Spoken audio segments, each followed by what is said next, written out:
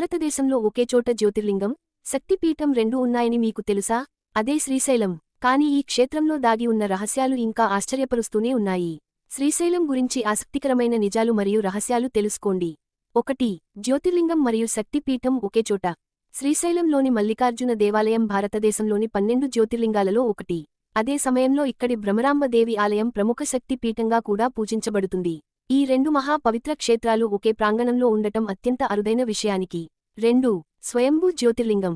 భక్తుల విశ్వాసం ప్రకారం మల్లికార్జున స్వామి లింగం మనుషులు ప్రతిష్ఠించినది కాదు, స్వయంగా వెలిసిన స్వయంభూ జ్యోతిర్లింగం. 3. శ్రీశైల శిఖరం దర్శిస్తే పునర్జన్మ ఉండదా? స్కంద పురాణంలో శ్రీశైల శిఖరం దృష్ట్వా పునర్జన్మన విద్యతే అని పేర్కొనబడింది.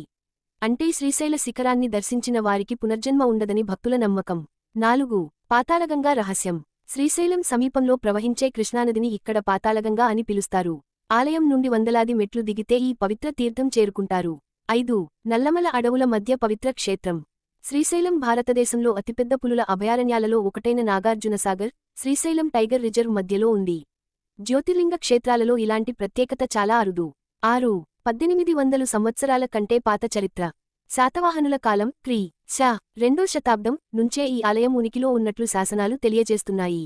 తరువాత విజయనగర రాజులు ఆలయాన్ని విస్తరించారు. 7. కార్తికేయ స్వామి కథతో సంబంధం. పురాణాల ప్రకారం గణేశుడి వివాహం ముందుగా జరగడంతో బాధపడిన కార్తికేయుడు ఈ ప్రాంతానికి వచ్చాడు. అతన్ని ఓదార్చడానికి శివపార్వతులు ఇక్కడే నివసించారని చెబుతారు.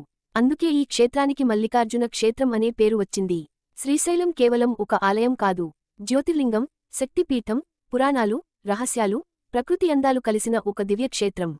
హరహర మహాదేవ. ఓం మల్లికార్జునాయ నమః.